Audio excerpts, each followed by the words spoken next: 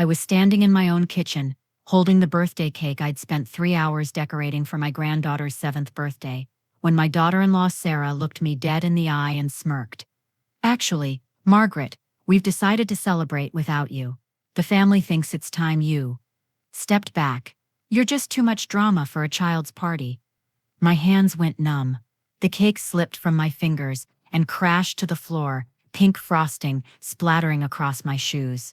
I stood there, 72 years old, watching my son David avoid my eyes while his wife's smile grew wider. I need you to hear this story. If you're watching right now, please stay with me until the very end. Hit that like button if you believe in justice, subscribe if you think family should mean something, and tell me in the comments what country you're watching from. I want to know how many people understand what real betrayal feels like. I'm Margaret Hayes, and at 72, I thought I'd seen every kind of heartbreak life could offer. I was wrong. Standing in my kitchen that Sunday morning, cake destroyed at my feet, I realized my own family had been planning my exile for months. But to understand how my daughter-in-law's smirk became the beginning of her downfall, you need to know what I sacrificed to build the family she was now trying to steal from me. Sarah stood there in her designer dress, the one I'd unknowingly paid for, as I would later discover, watching frosting seep into the cracks between my kitchen tiles.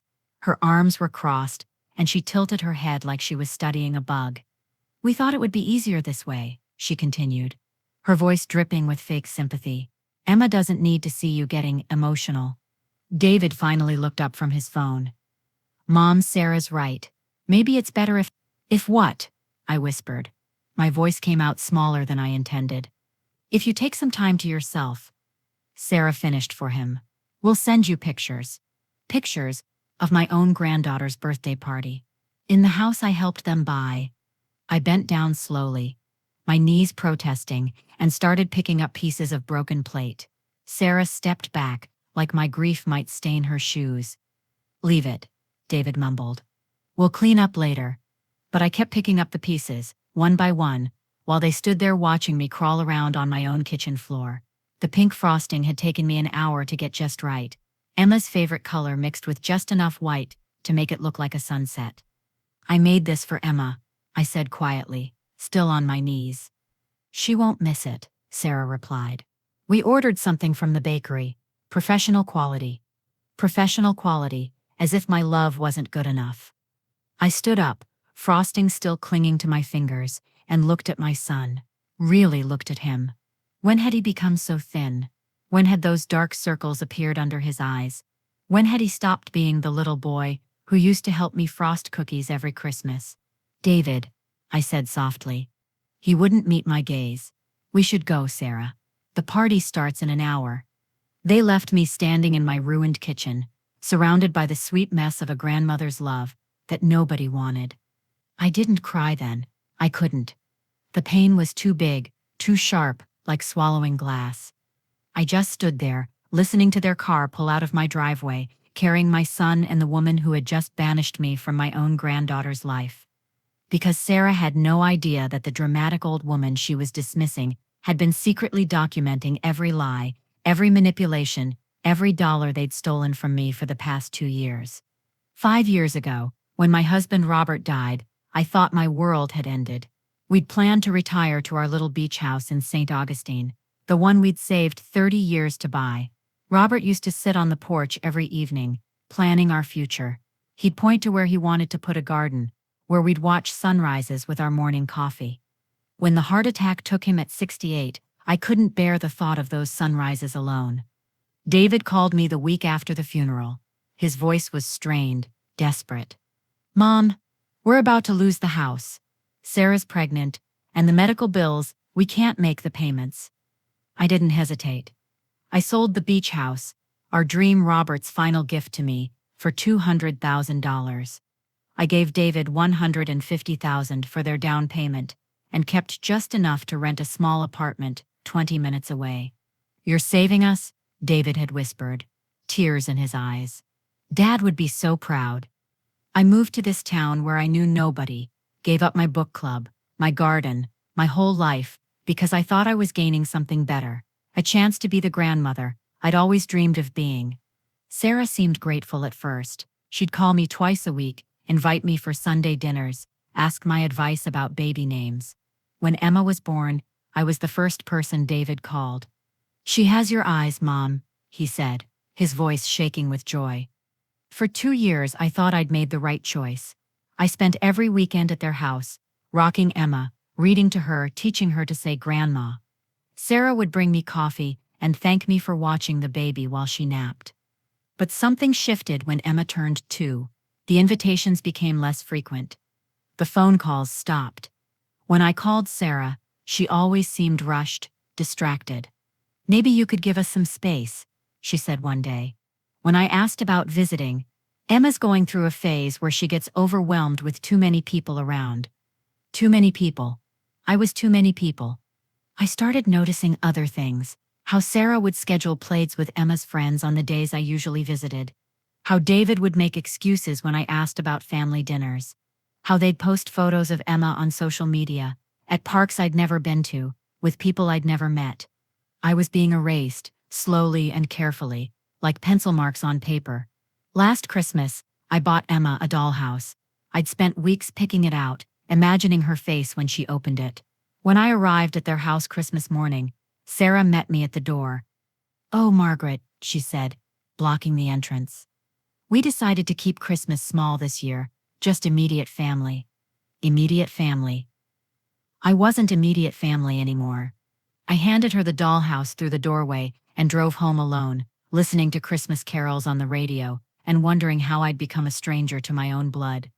That's when I started paying attention, really paying attention. I noticed that David's credit card statements, which used to come to my house because I'd co-signed for his mortgage, showed purchases I didn't recognize. Designer handbags, expensive restaurants, weekend trips. I noticed that Sarah's social media showed a lifestyle that didn't match David's salary as a mechanic. I noticed that my own bank statements showed withdrawals I didn't remember making. And 3 months ago, I found the credit card statement in David's name, with charges that traced back to my personal information, my social security number, my mother's maiden name, my address. Someone had been using my identity to fund a life I wasn't allowed to be part of. The phone rang last Tuesday night. I almost didn't answer. It was past 9, and I'd learned that late calls usually meant bad news. "Margaret?" Sarah's voice was honey-sweet, the way it used to be when Emma was little. "I hope I'm not calling too late." "What do you need?" I asked. "Well, I wanted to talk to you about something important. David and I have been discussing your situation, and we're worried about you living alone. You're getting older, and we think it might be time to consider other options." Other options. The phrase hung in the air like a threat. What kind of options? "There are some lovely assisted living facilities nearby, places where you'd have people to talk to, activities to keep you busy. You wouldn't have to worry about cooking or cleaning anymore." My blood turned to ice. "I don't need assisted living, Sarah. I'm perfectly capable of taking care of myself." "Are you, though?" Her voice had an edge now. "David told me about the time you forgot where you parked at the grocery store.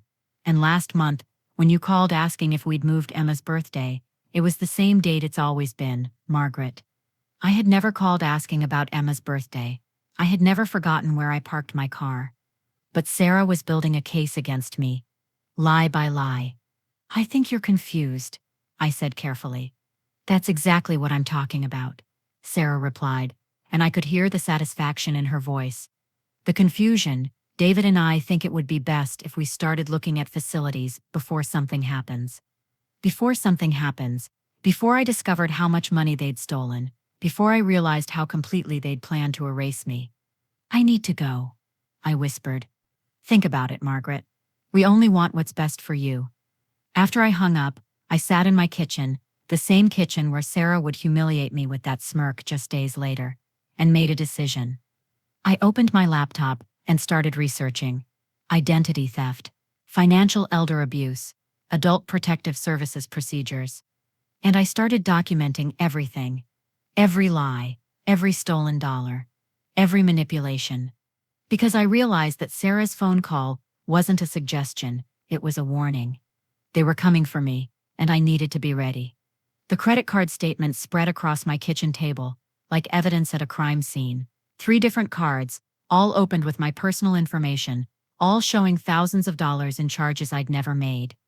A vacation to Mexico last January. I'd spent that week recovering from the flu. Designer furniture for a bedroom I'd never seen. Jewelry from stores I'd never visited. A new laptop, a tablet, expensive clothes, spa treatments, all purchased while I ate canned soup for dinner and clipped coupons to afford groceries. My hands shook as I calculated the total $47,000, almost everything I had left from Robert's life insurance. But it was the hospital bill that broke my heart. Emma had been sick in March. Sarah had mentioned it casually, said it was just a stomach bug. But according to this statement, Emma had been hospitalized for 3 days with pneumonia. I'd never been told. I'd never been allowed to visit. I'd missed my granddaughter's illness because Sarah didn't think I deserved to know. The bill was $12,000, charged to my stolen identity. I called the hospital, pretending to be confused about the charges.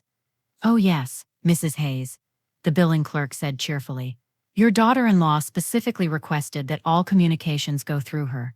She said you were traveling and didn't want to be bothered with paperwork." Traveling. I hadn't left town in 2 years. Did I visit during the stay? I asked, knowing the answer. Let me check. No, I don't see any visitor log entries for you.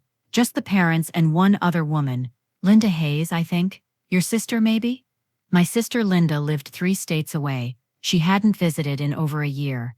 Someone had impersonated my sister to visit Emma while I was kept in the dark about my own granddaughter's hospitalization. I hung up and stared at the phone, trying to process the depth of Sarah's deception. She hadn't just stolen my money. She'd stolen my chance to comfort Emma when she was scared and sick. That evening, David called. His voice sounded strained, tired. "Mom, I need to ask you about some credit card charges." My heart stopped. "What charges?" "There are some statements here with your name on them, but the address is listed as our house. Sarah found them when she was organizing our files." "Sarah found them?" "Of course she did." "I don't know anything about those cards," I said, which was true. I hadn't opened them. "Mom," David's voice was gentle, careful. "Are you having trouble with your memory? It's okay if you are. These things happen as we get older." These things happen. Like I was a confused old woman who couldn't manage her own finances. "David, I didn't open those accounts." Silence. "Then the applications have your signature." My signature, forged so perfectly that even my own son believed I'd lost my mind, rather than consider that his wife was a thief. "Someone stole my identity," I said clearly.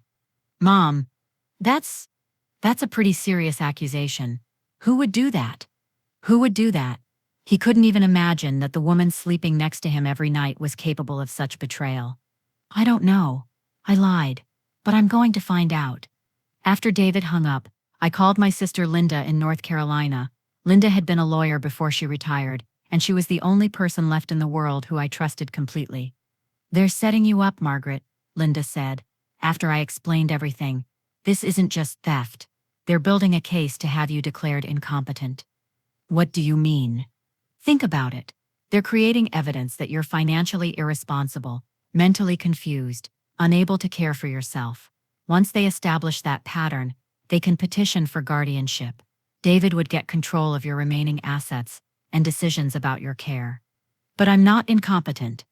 "That doesn't matter if they can convince a judge you are." Linda was quiet for a moment.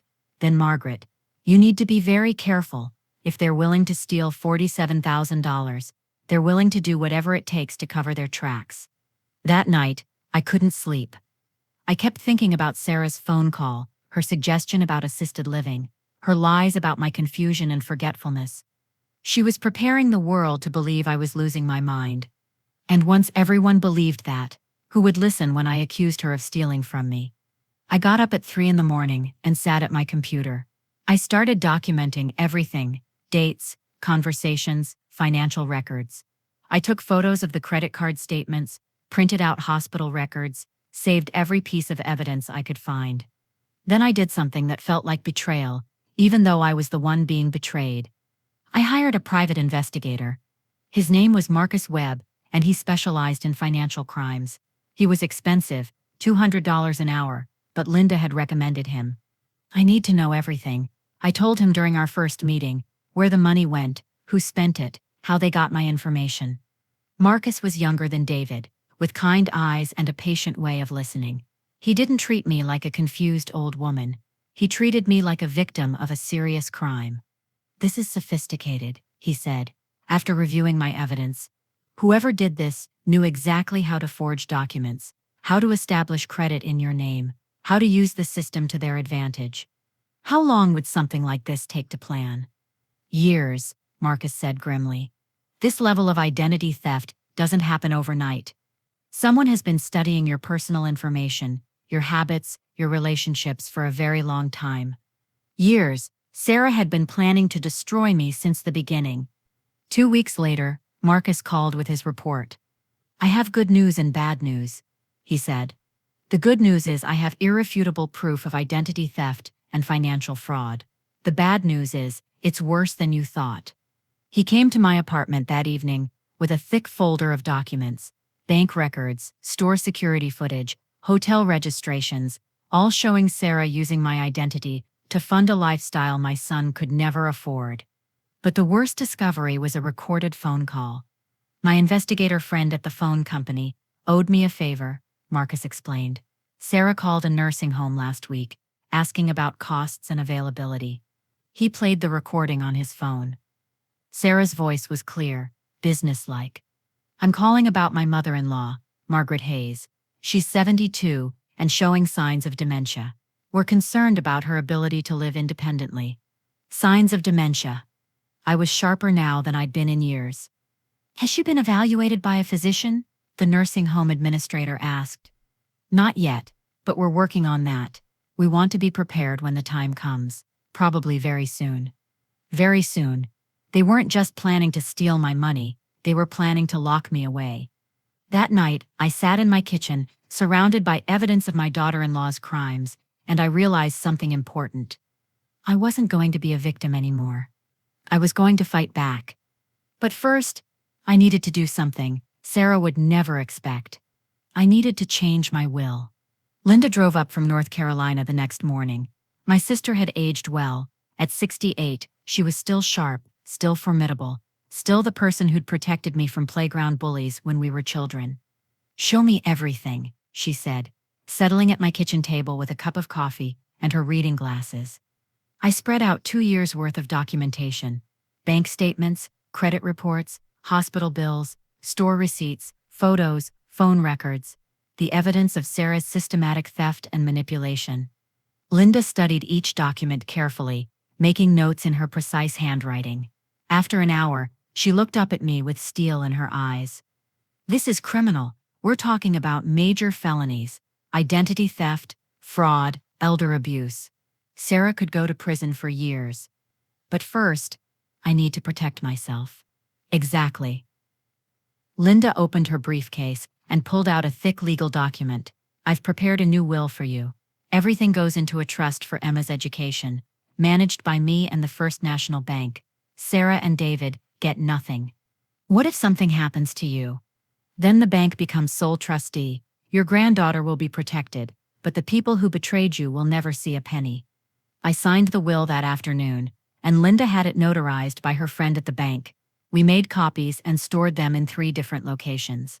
Sarah thinks she's waiting for you to die so she can inherit your money, Linda said. She has no idea you've already given it away. That evening, David called to invite me to dinner. Sarah thought it would be nice to have a family meal, he said. His voice sounded rehearsed. She's making your favorite pot roast. My favorite meal, cooked by the woman who was actively trying to destroy me. That sounds lovely, I said. I arrived at their house with a smile and a bottle of wine, playing the role of the grateful, slightly confused mother-in-law they expected me to be. Sarah greeted me at the door with a hug that felt like being embraced by a snake. Margaret, you look wonderful. How are you feeling? Oh, some good days, some bad days. I let my voice trail off uncertainly. Sarah exchanged a meaningful look with David. Well, that's perfectly normal at your age. During dinner, I played my part perfectly. I asked the same question twice, pretended to forget Emma's teacher's name, acted confused about what day it was. Sarah became more animated with each sign of my supposed decline. Margaret, do you remember where you put your house keys yesterday? She asked sweetly. My keys. I touched my purse uncertainly. Yes, they're right here. You called me 3 times looking for them, Sarah said gently.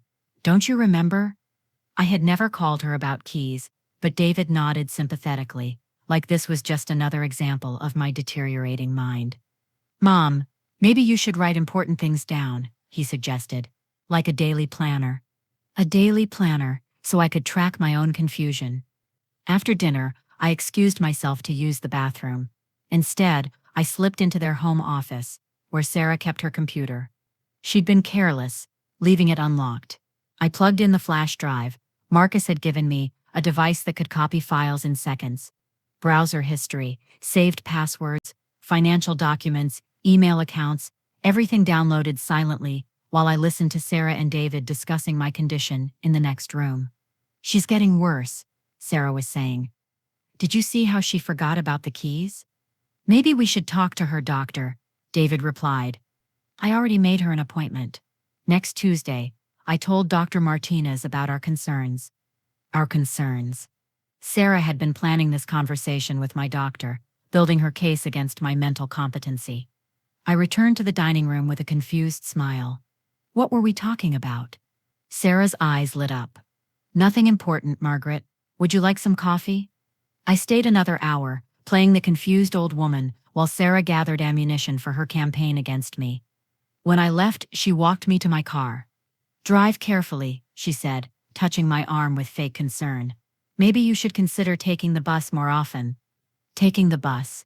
Because confused old women shouldn't drive.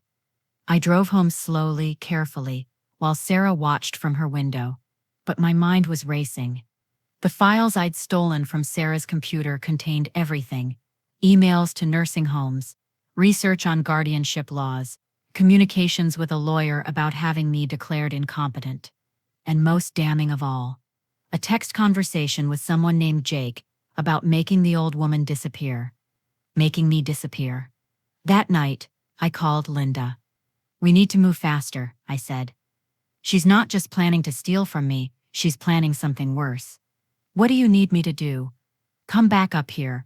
We're going to set a trap. 3 days later, Sarah called with excitement in her voice. Margaret, I have wonderful news. The family wants to throw you a celebration of life party. A what? A party to honor you, while you're still with us, to enjoy it. All your favorite people, sharing stories about what you mean to them. Doesn't that sound lovely? A celebration of life, for someone who wasn't dead yet. That's very thoughtful, I said carefully. I'm so glad you're excited. It's this Saturday at our house. I've invited everyone, your neighbors, people from your old book club, some relatives. We want to celebrate your wonderful life. After Sarah hung up, I sat staring at the phone.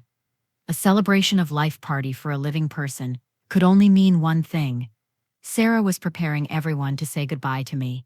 Linda arrived Friday night, and we spent hours planning our strategy.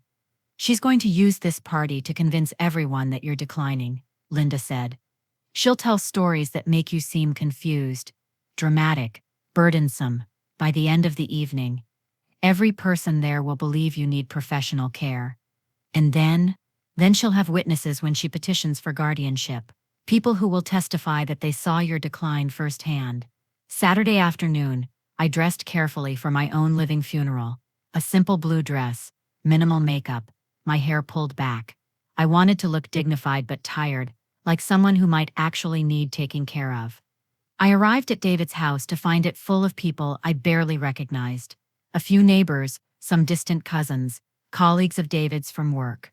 The guest list felt random, impersonal. Sarah greeted me with a theatrical hug. There she is, our guest of honor. She led me to a chair in the center of the living room, a throne for the condemned. For the next hour, I sat quietly while Sarah orchestrated my humiliation. She told stories about my forgetfulness, incidents that had never happened. She shared concerns about my safety, living alone. She painted a picture of a woman who was gently losing her grip on reality. Just last week, Margaret called me at 2 in the morning, convinced that someone was in her apartment, Sarah announced to the room. When David went to check, there was nothing there. I had never made such a call, but several people nodded sympathetically. And she's been having trouble with her finances, Sarah continued, forgetting to pay bills, making duplicate purchases. It's so hard to watch someone you love struggle with these changes. Changes. Like aging was a disease that made me unreliable. Through it all, I smiled and nodded, playing the part of the gracious but confused old woman they expected. But I was also watching, taking notes, recording conversations on the device Linda had given me. Because 3 of the people in that room were actually my allies. Linda, of course, but also Mrs. Chen from next door, and Marcus Webb, my private investigator, who Sarah had unknowingly invited when she'd asked David for a list of Margaret's friends. They were witnesses to Sarah's performance, gathering evidence for what was coming next.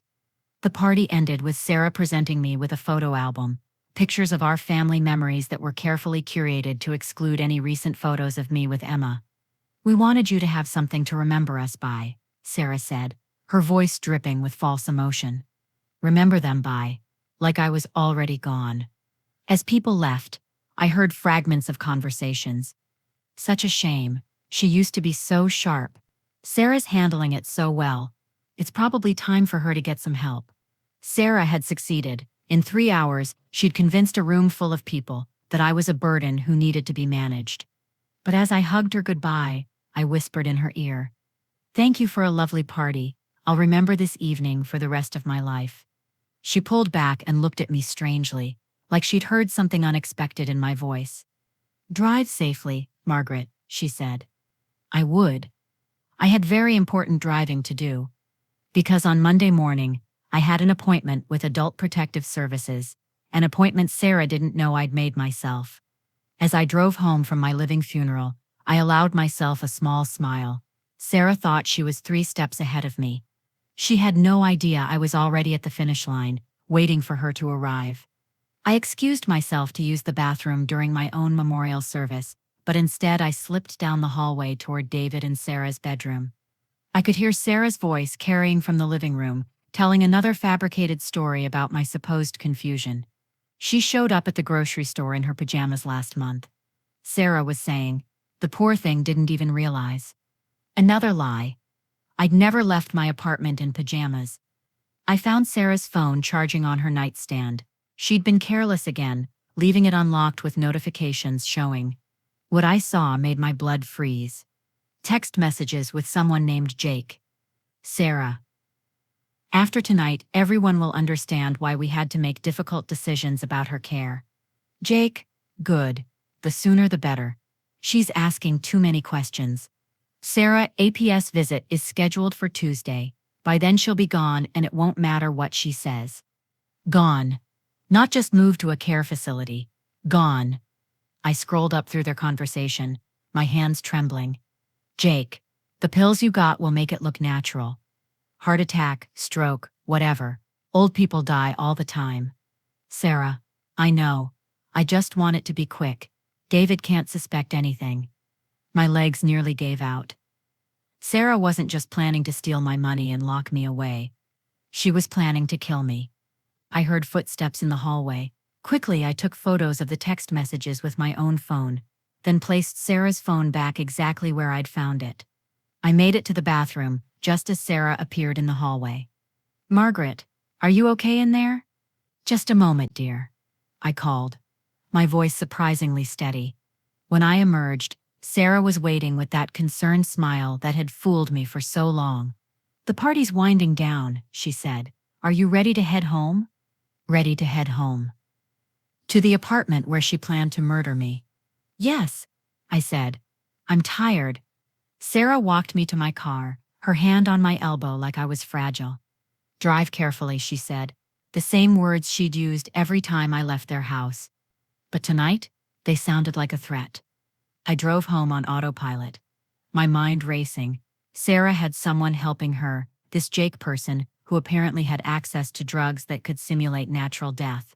When I reached my apartment, I sat in my car for 10 minutes, afraid to go inside. What if they were already there? What if Sarah had decided tonight was the night? Finally, I forced myself to walk to my door. I unlocked it slowly, listening for any sound inside. The apartment was empty, but I no longer felt safe there. I called Linda immediately. "She's going to kill me," I said, without preamble. "What?" I told Linda about the text messages, about Jake, about the pills that would make my death look natural. Linda was quiet for a long moment. "Then we're calling the police." "With what evidence?" "Photos of text messages that could be faked, conversations I overheard while snooping in their bedroom." "Margaret, if she's planning to murder you, then we need to catch her trying to do it." Linda was horrified. "You can't use yourself as bait." "I'm already bait," I said. "She's going to make her move soon, before the Adult Protective Services visit on Tuesday. We need to be ready." I spent that night sitting in my kitchen with all the lights on, a baseball bat beside my chair, waiting for sounds that never came. But Monday morning, everything changed. I woke up to missed calls and text messages. David, Sarah, even people from the party the night before. The messages were all variations of the same theme. "Are you okay? We're worried about you. Please call us back." I hadn't contacted any of them. Then I found the voicemails on my phone. Voicemails I hadn't left. My own voice, slurred and confused. "David, I don't feel well. Something's wrong. I can't remember where I am." Another message, more panicked. "Sarah, please help me. I'm scared. I think someone's trying to hurt me." And finally, "I don't want to be alone anymore. Maybe you're right about the care home. Maybe it's time." Messages I had never made, in my own voice, creating a record of mental decline and fear. Sarah had found a way to fake my voice, probably using recordings from our phone conversations over the years. She was building evidence that I was having a breakdown, that I was begging for help, that I was admitting I needed professional care. When my phone rang, I almost didn't answer. But it was Linda. "Don't say anything important," she whispered. "I think your phone is compromised. Meet me at the diner on Main Street in 20 minutes. I grabbed my purse and headed for the door, but it opened before I could reach it. David stood there with his key to my apartment, his face creased with worry. "Mom, thank God. We got your messages. You sounded so scared." Behind him, Sarah appeared with that familiar mask of concern. "Margaret, sweetheart, you left us the most frightening voicemails." We rushed right over. They were here, in my apartment, with fake evidence that I was losing my mind. And I was alone with them. "I didn't call you," I said clearly. Sarah exchanged a look with David. "Honey, you called us 6 times last night. You were so confused, so frightened. Don't you remember?" "I didn't call anyone." "Mom," David said gently. "It's okay. Sometimes our memory plays tricks on us." They were gaslighting me in my own home, using fabricated evidence to convince me I was losing my sanity. "I need to go," I said, moving toward the door. Sarah stepped into my path. "Margaret, I don't think you should drive right now. You seem very disoriented." "I'm fine." "Are you?" Sarah pulled out her phone and played one of the fake voicemails. My own voice, terrified and confused, filled the room. "You called me at 3 in the morning, begging for help," she said softly. "You said you couldn't remember where you were. That's not real." David took my arm gently. "Mom, we think you should see a doctor. Today?" "A doctor." Probably one Sarah had already spoken to, already poisoned against me, with stories of my decline. I looked at my son's face and saw genuine concern there. He believed the fake voicemails. He thought his mother was having a breakdown. Sarah had manipulated him so completely that he was helping her destroy me while thinking he was saving me. "Okay," I said quietly. "Let me get my purse." I walked to my bedroom, and they followed me. Sarah wasn't letting me out of her sight.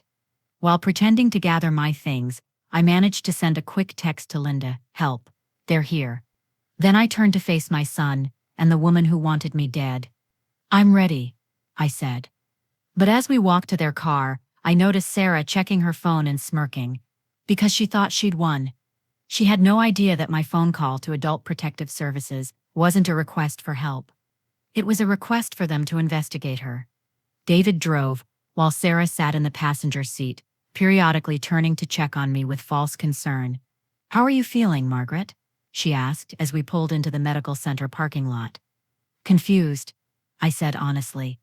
Because I was confused, not about my own mental state, but about how Sarah had managed to orchestrate this so perfectly. The fake voicemails, David's genuine worry, the timing that put me in a doctor's office where Sarah could build her case for my incompetence. "Dr. Martinez has been our family physician for years," David explained as we walked into the building. "He's really good with older patients." Older patients. Like I was a different species that required special handling. In the waiting room, Sarah kept up her performance. She brought me water, adjusted my jacket, spoke to me in the loud, slow voice people use with children. "Are you comfortable, Margaret? Do you need anything?" Each act of fake kindness, in front of witnesses, building the narrative that I was fragile and she was my devoted caregiver. When we were called into Dr. Martinez's office, Sarah immediately took control of the conversation. "Doctor, we're so worried about Margaret. She's been having episodes of confusion, making strange phone calls, forgetting basic things." Dr. Martinez nodded sympathetically while Sarah described behaviors I'd never exhibited. "Has she been evaluated for dementia?" he asked. "Not formally," Sarah said. "But the signs are all there. Just last night, she called us 6 times, completely disoriented." She played the fake voicemails on her phone. Dr. Martinez listened with a frown, making notes. "Margaret," he said gently, "do you remember making those calls?" "No," I said, "because I didn't make them." Sarah sighed sadly. "This is what I mean, doctor. She doesn't remember. It's common for patients to have no recollection of episodes," Dr. Martinez explained to David, as if I wasn't sitting right there. For the next hour, they discussed my mental state like I was a problem to be solved, rather than a person to be heard. Dr. Martinez ran cognitive tests that I passed easily.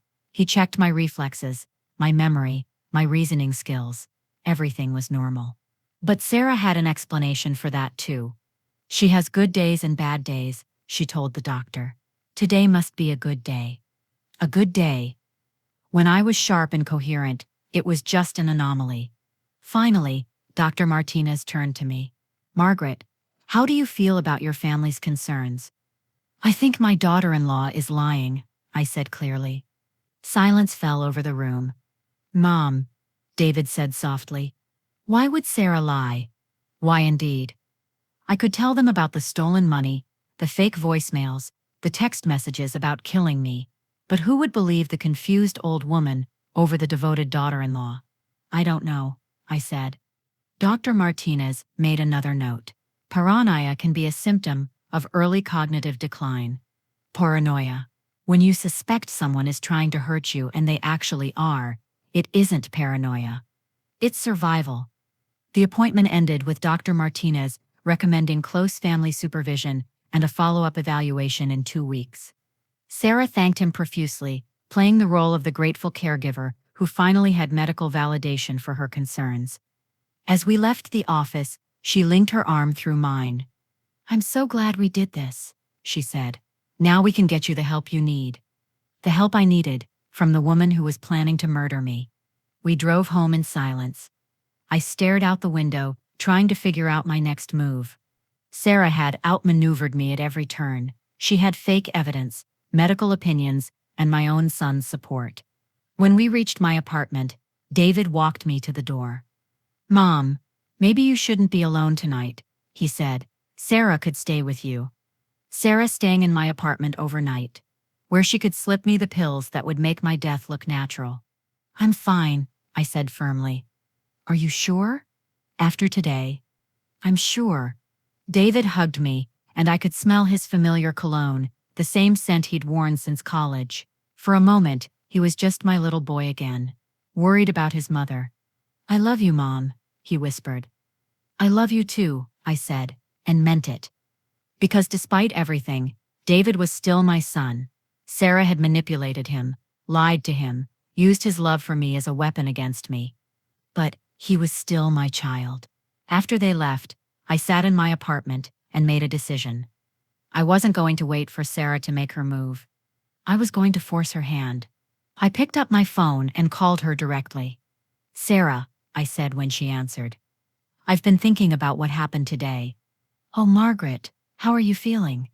"Tired, confused. Maybe you're right about the care facility." Silence. "Then really? I don't want to be a burden anymore. Maybe it's time."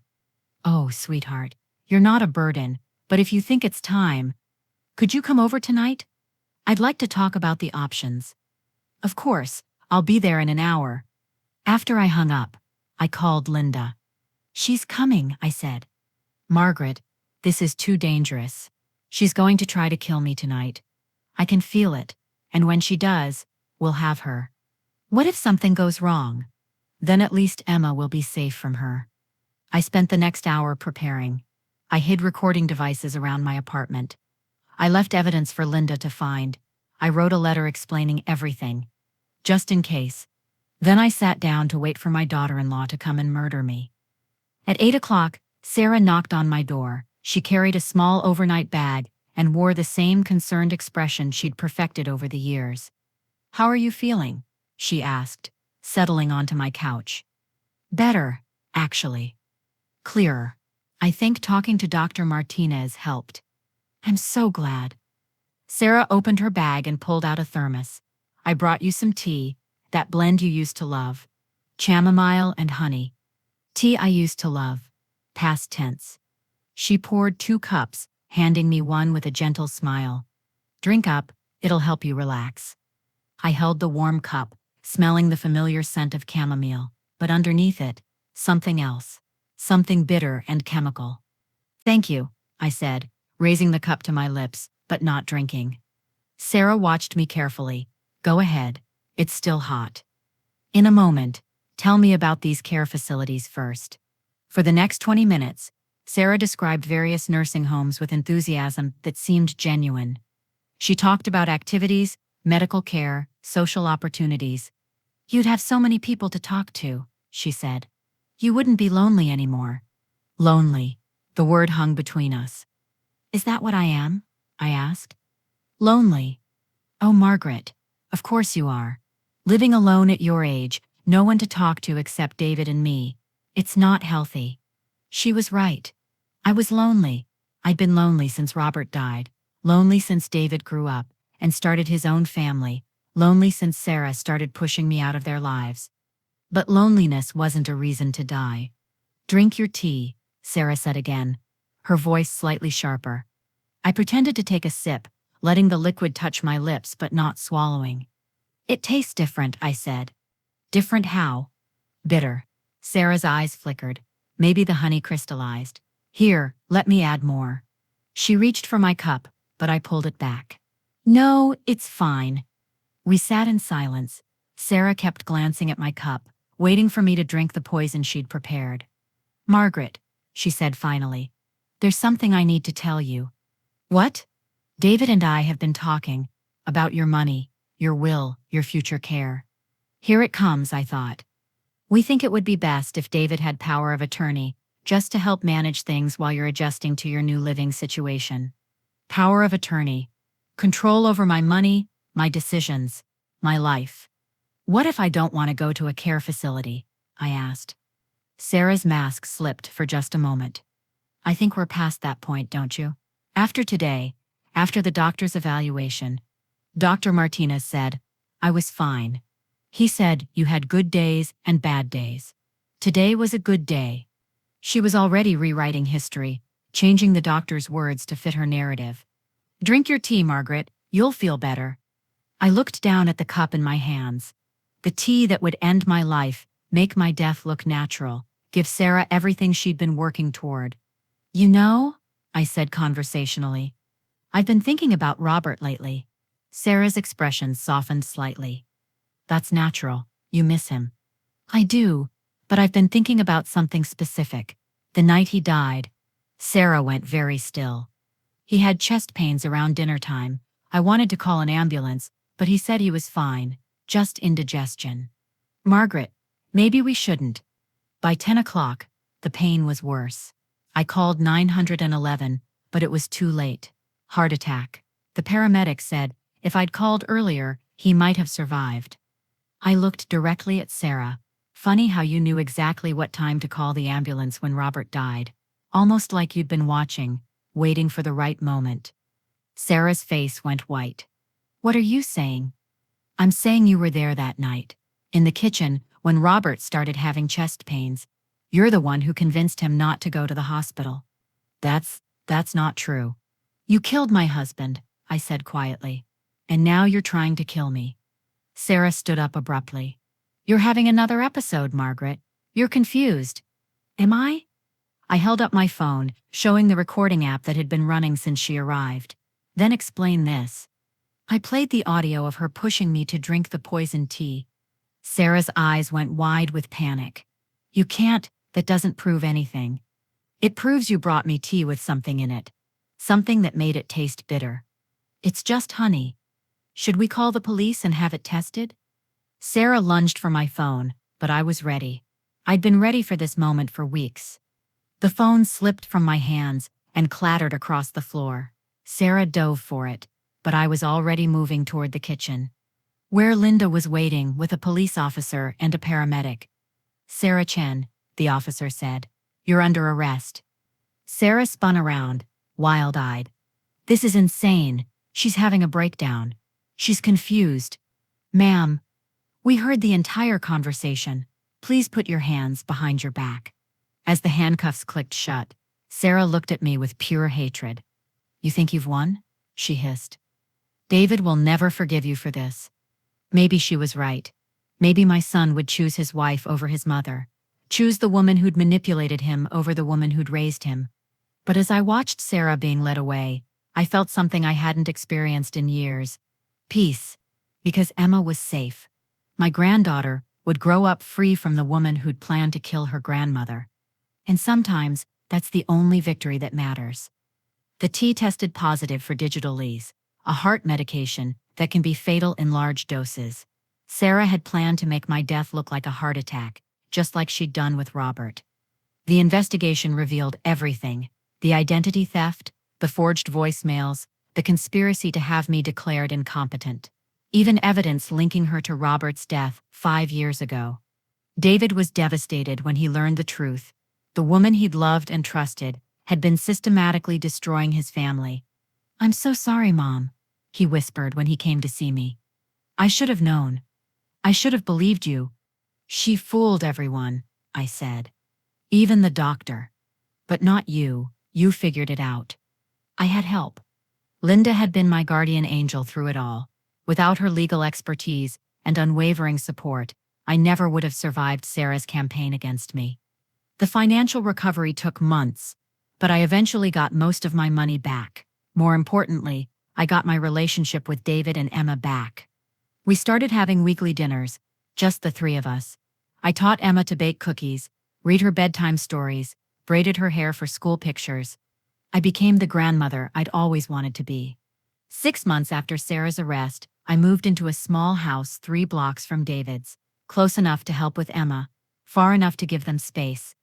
On Emma's 8th birthday, I stood in my new kitchen, decorating another pink cake. This time when I carried it to the party, I was greeted with hugs and joy. Emma blew out her candles and made a wish. When I asked her what she'd wished for, she hugged me tight. I wished for you to stay with us forever, Grandma. Forever. Such a simple word, but it meant everything. I'm standing in my new kitchen now, watching Emma blow out her birthday candles, and I can tell you that sometimes the best revenge is simply outlasting those who try to destroy you. If this story touched your heart, please share it with someone who needs to know they're stronger than they think. Like this video, if you believe in fighting back with dignity, subscribe if you want to hear more stories of justice, and tell me in the comments, have you ever had to fight for your place in your own family? I read every single comment, and I want you to know you matter, your story matters, and you're never too old to demand the respect you deserve. Sarah will spend the next 15 years in prison. David is rebuilding his life, learning to trust again. Emma is growing up surrounded by people who truly love her. And me, I'm exactly where I belong, in my own kitchen, making birthday cakes for my granddaughter, living the life I almost lost. Because sometimes the greatest victory isn't revenge. It's survival. It's dignity. It's refusing to let evil people erase you from your own story. And it's knowing that love, real love, always wins in the end.